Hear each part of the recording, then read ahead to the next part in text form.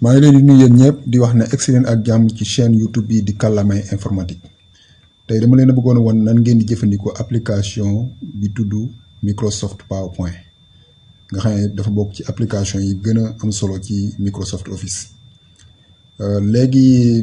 nan dem ci page bi topp ci kii bi bu ngeen xoolee sax man mii wax ak yéen ni vidéo bi may def nii application boobu moom laay utiliser muy Microsoft PowerPoint bu ngeen xoolee bu ngeen seetaanee sama vidéo yu bari moom laay utiliser moom laay jëfandikoo. léegi comme ni ma ko bindee nii PowerPoint application Microsoft Office la boo xam ne daf ñuy permettre ñu mën a def ay présentation par exemple bu amee lu mel ne réunion wala lu mel ne genre conférence wala lu mel ne genre ay séminaire wala yu demee noonu daal nga xam ne day soxla nga indi lu mel ne Microsoft PowerPoint def ci benn présentation boo xam ne nii dina tax nit ñi gën a comprendre li nga xam ne nii moom ngay def exposé en général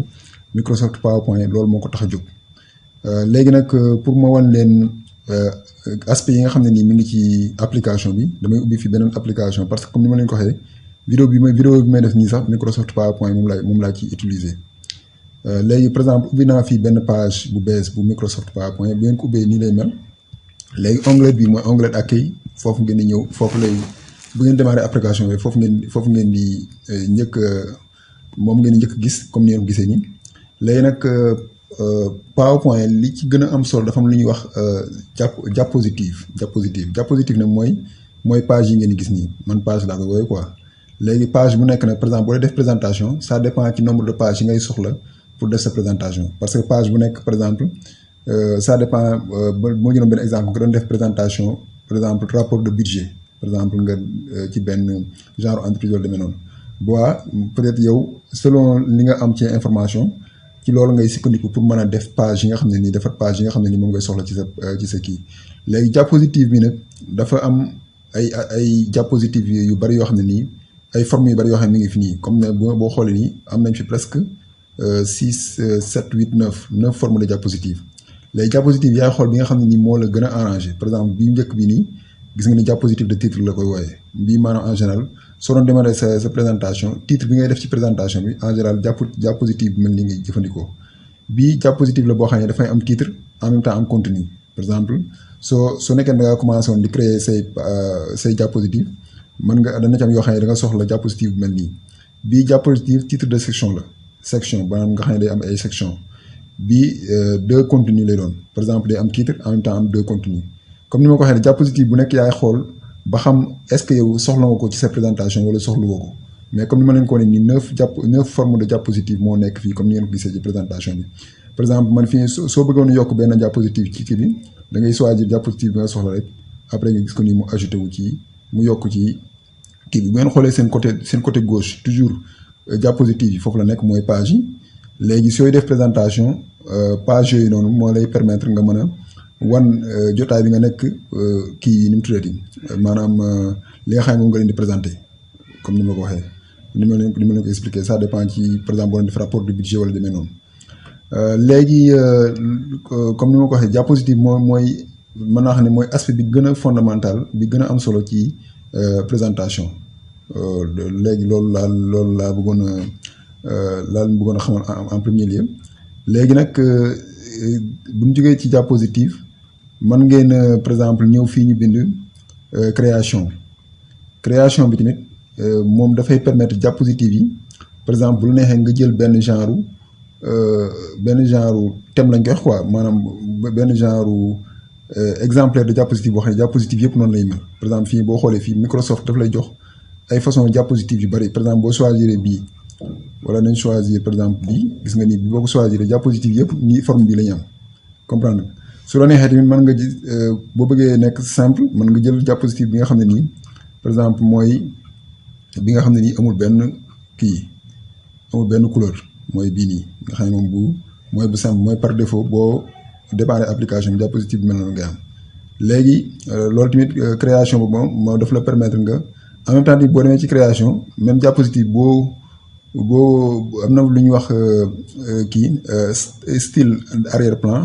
maanaam fii daf lay permettre bu la neexee diapositive yi nga def ci ay couleurs par exemple diapositive mais li bois par diapositive lay doon par exemple diapositive bi bu ma jëlee couleur bleu wala non boo jëlee couleur bleu day choisir diapositive yëpp du moins maa ngi jégalu quoi léegi nga xam ne nii mën ngaa xool couleur bi nga bëgg li nga ci mën a def daal ci design ci kii bi ci création bi bari na quoi mën nga changer kii bi pour xool ba xam parce que lii de couleur yi day tax maanaam présentation bi ngay def gën a am jëmm daal gën a am jëmm mais nag da ngay def très attention ngeen xool couleur yi nga xam ne nii méngoo na ak li ngeen di présenter parce que ça dépend ci information yi nga xam ne nii moom nga yor ci sa présentation loolu tamit dafa cee am solo pour ma expliquer leen ko pour ngeen comprendre ko léegi en même temps tamit am na lu ñu wooyee kii transition mooy par exemple diapositive bu nekk boo jógee ci benn diapositive di jëm ci beneen diapositive mën na am transition par exemple transition yi comme fi ni nii boo bindee balayer gis nga ni daf lay wan transition boo doon jógee ci diapositive bi jëm ci beneen diapositive ni muy mel bu dee fractionné ainsi de suite gis nga ni mu la koy wanee nii par exemple yii yëpp ay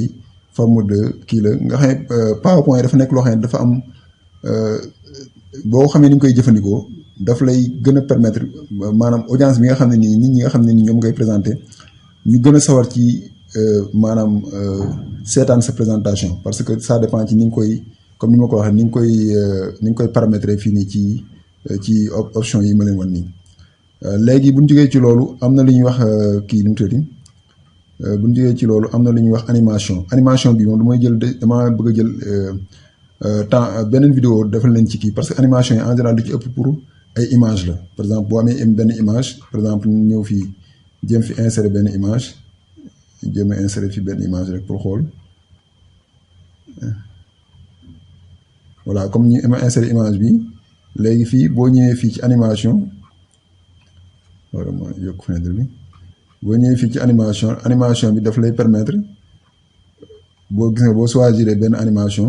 yëpp ay façon de animation la ba lay wan image bi ni muy circuler voilà yëpp ay forme de loolu tamit daf lay permettre sa présentation mën a gën a am jëmm waaw léegi diaporama tamit mooy par exemple bu nekkee ne defal nga sa présentation bu pare lu ci ëpp da ngay bëgg maanaam diaporama moom moo lay présenter affaire bi par exemple kii nu mu sotti par diapositive par exemple bu la neexee mën a commencer ci diapositive bu njëkk bi